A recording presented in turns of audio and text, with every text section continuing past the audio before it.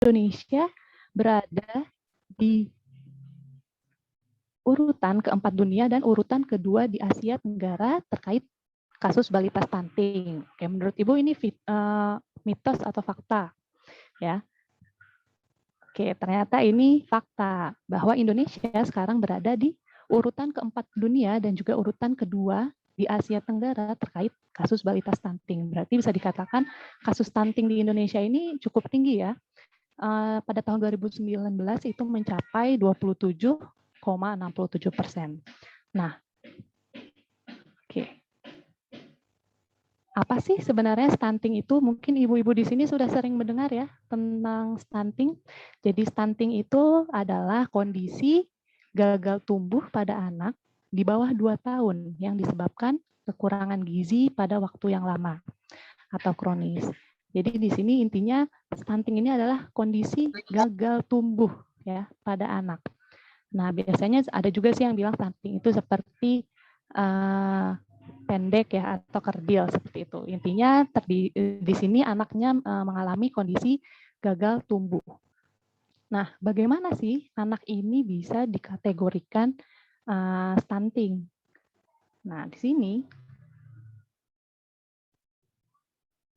anak balita dikatakan stunting berdasarkan indeks PB/U ya atau panjang badan menurut umur atau tinggi badan menurut umur atau TB/U, di mana biasanya hasil pengukurannya berada pada ambang batas atau Z-score kurang dari -2 standar deviasi sampai dengan -3 standar deviasi. Itu masuk kategorinya pendek atau stunting. Dan bisa juga kurang dari -3 standar deviasi. Itu masuknya sudah ke sangat pendek atau severely stunted ya. Atau bisa juga kalau ibu-ibu di posyandu biasanya menggunakan kurva ya yang dari WHO, ada yang kurva untuk perempuan, ada yang kurva untuk laki-laki, di situ bisa dicek apakah pertumbuhan tinggi badan atau panjang badan dari anak-anak itu normal atau tidak, atau masuk ke stunting atau tidak. Atau bisa juga kalau sekarang ini kita sudah teknologinya sudah canggih ya, mungkin yang punya HP-HP yang Android seperti itu bisa menggunakan aplikasi. Biasanya ada aplikasi dari Ikatan Dokter Anak Indonesia ya, yang saya biasa pakai itu namanya Primaku ya. Itu bisa juga nanti langsung dimasukkan berat badannya berapa, tinggi badannya berapa, lalu juga umur bayinya atau anaknya itu berapa, nanti bisa langsung keluar apakah kategorinya, apakah masuk ke stunting atau normal atau gizinya lebih, gizinya kurang, di situ bisa langsung kita lihat ya, bisa langsung dikategorikan. Nah, selanjutnya kapan sih terjadi stunting ini? Oke, jadi stunting ini dimulai sejak calon ibu mulai mengandung atau hamil, hingga nanti anak yang dilahirkannya berusia 2 tahun, atau bisa dibilang pada 1000 HPK atau 1000 hari pertama kehidupan. Kenapa? Karena ternyata 80% pembentukan otak itu terjadi pada 2 tahun pertama kehidupan, yaitu 1000 hari pertama kehidupan, sehingga asupan gizi yang baik, ya, lalu kesehatan juga yang baik, yaitu nanti akan berpengaruh, terutama di 1000 hari pertama kehidupan. Jika di 1000 hari pertama kehidupan anak ini dia baik, ya, asupan gizinya cukup, kesehatannya juga baik, maka kemungkinan resiko terjadinya stunting pun akan lebih rendah.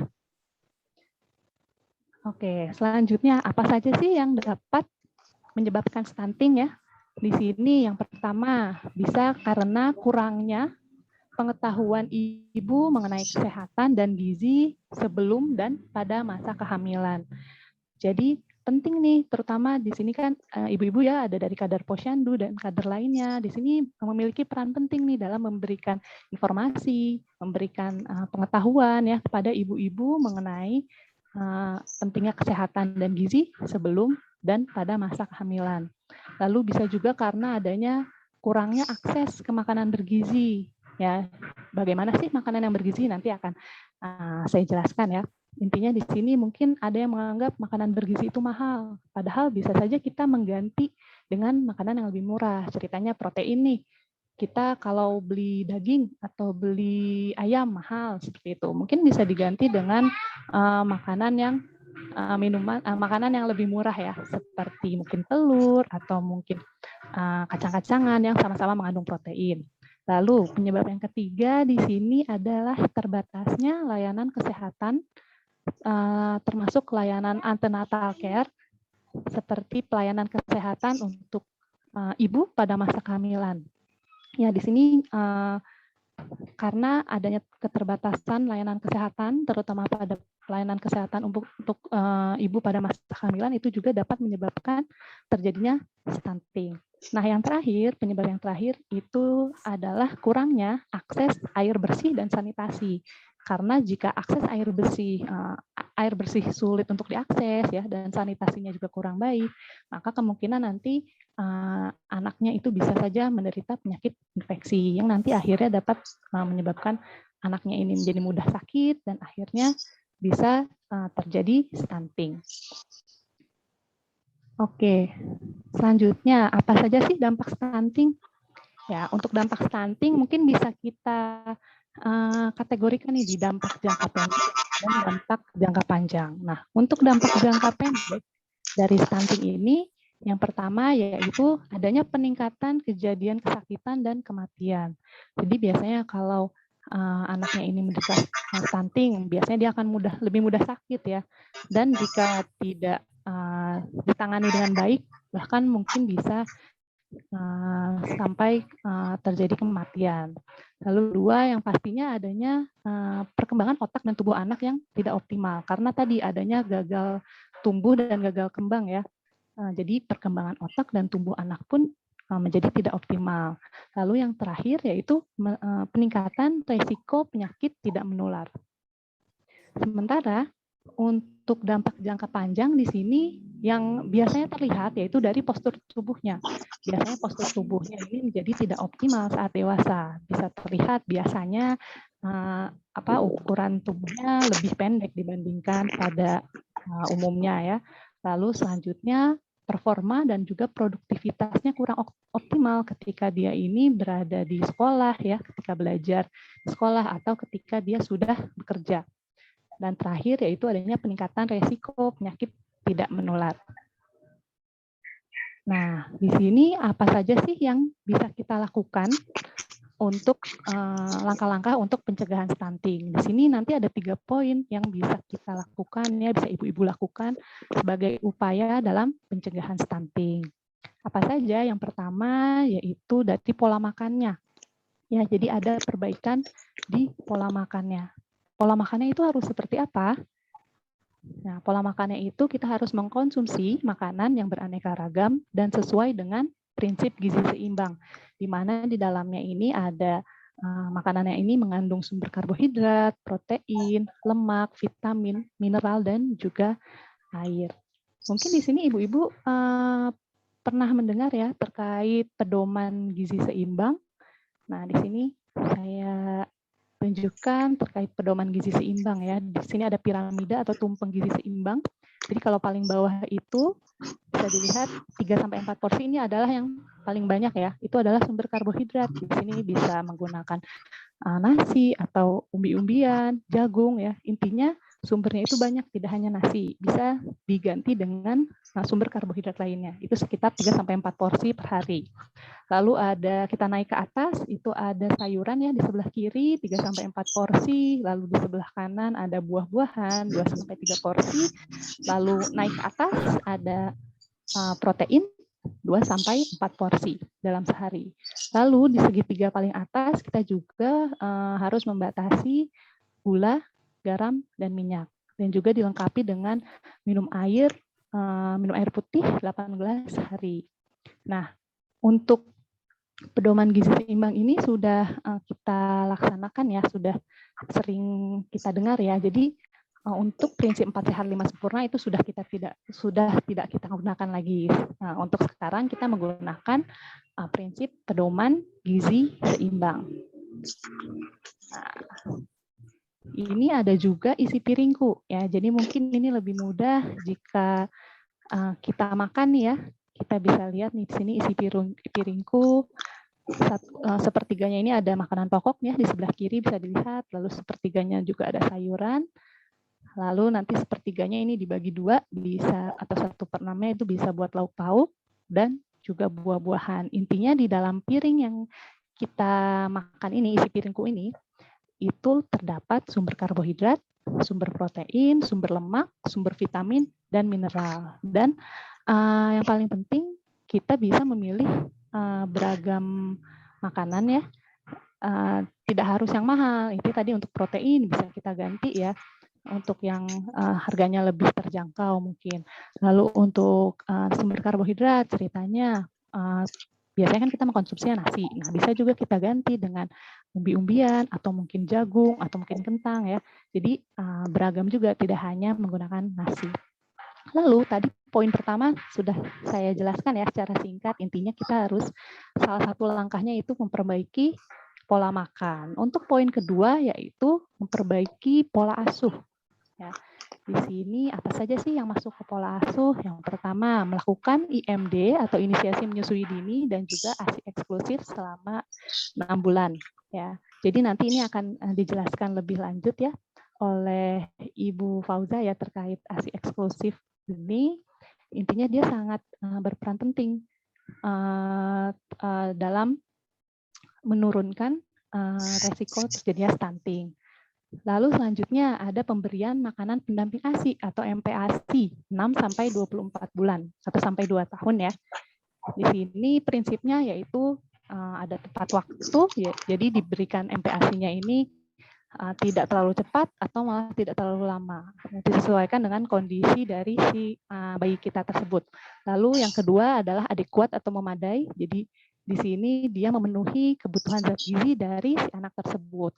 Lalu yang ketiga aman dan higienis ya, jadi pembuatannya itu aman, dari peralatannya, bahan-bahannya, pengolahannya itu aman dan higienis. Dan yang keempat pemberian secara responsif, jadi disesuaikan dengan anaknya apakah sedang lapar atau tidak, atau dari teksturnya ya, dari teksturnya awalnya mungkin di blender halus, lalu lama kelamaan naik tekstur, nanti akan disesuaikan dengan anaknya. Lalu selanjutnya terkait pola asuh yaitu melakukan imunisasi dasar lengkap.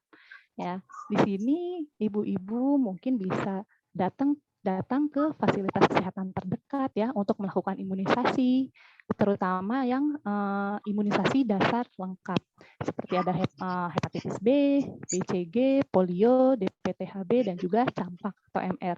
Selanjutnya bisa melakukan imunisasi lanjutan ya agar lebih lengkap lagi dan terlindungi lagi anak-anak kita dari penyakit-penyakit ya, penyakit infeksi, dan sehingga nantinya bisa menurunkan resiko terjadinya stunting. Lalu yang terakhir yaitu pemantauan tumbuh kembang anak.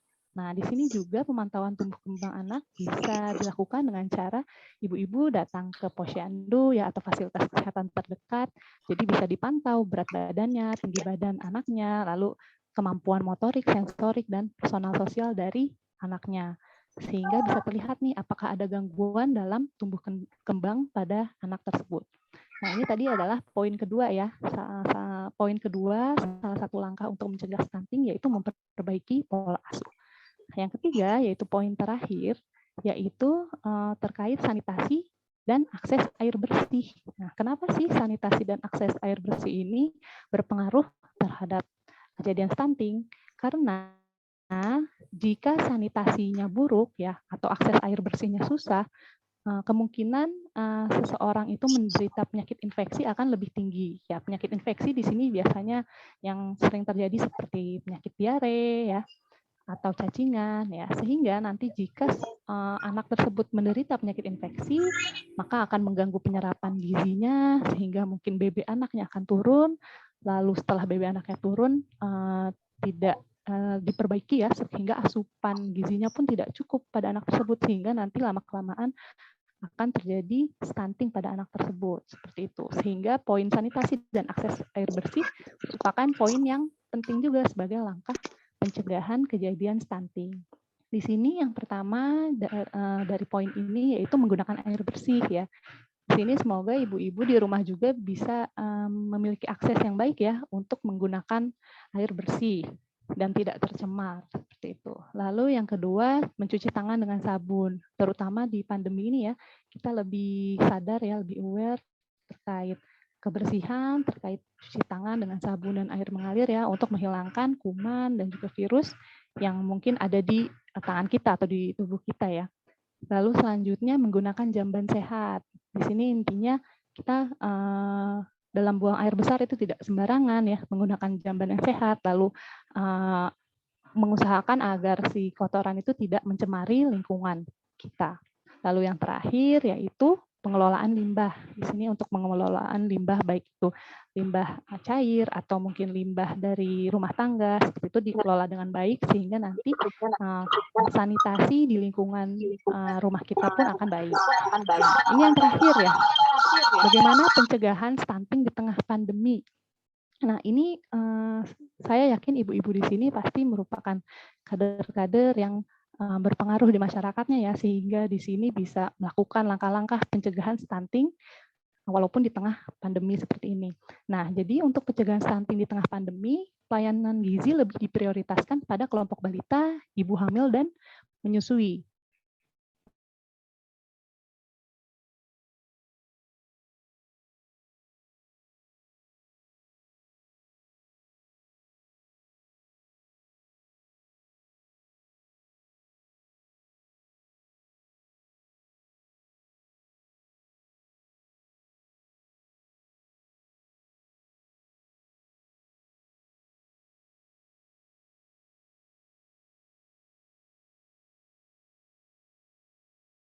Bisa melakukan memberikan sumbangan, tapi dalam bentuk susu formula. Di sini juga perlu diawasi ya, kalau ada di daerah ibu yang perusahaan-perusahaan yang memberikan donasi, tapi dalam bentuk pemberian susu formula.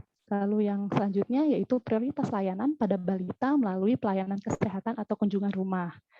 Di sini mungkin ibu-ibu bisa tetap melakukan kunjungan rumah, tapi tidak sesering dulu ya, atau tidak melakukan posyandu kan. Jadi mungkin ke balita-balita yang diprioritaskan atau memiliki masalah pada gizinya, itu bisa tetap dilakukan pelayanan kesehatan ataupun kunjungan rumah. Lalu yang selanjutnya memberikan makanan tambahan bagi balita gizi kurang dan juga ibu hamil. Ya, jadi bisa juga tetap diberikan makanan tambahan atau PMT ya bagi balita yang mengalami gizi kurang dan ibu hamil. Dan yang terakhir yaitu pemberian suplementasi gizi. Seperti di bulan Agustus ini kan ya, salah satunya adalah bulan pemberian vitamin A, jadi tetap bisa dilakukan sehingga nanti asupan gizi atau asupan vitamin dan mineral dari anak-anak ya, dari vitamin A dari anak-anak ini tetap tercukupi, dan kedepannya asupan gizinya yang cukup itu bisa membantu untuk menurunkan kejadian stunting di Indonesia, seperti itu. Baik, saya rasa cukup dari saya. Terima kasih. Lebih kurangnya mohon maaf. Wabillahi taufiq wal hidayah. Wassalamualaikum warahmatullahi wabarakatuh. Terima kasih kepada Ibu Wilda atas penjelasan materi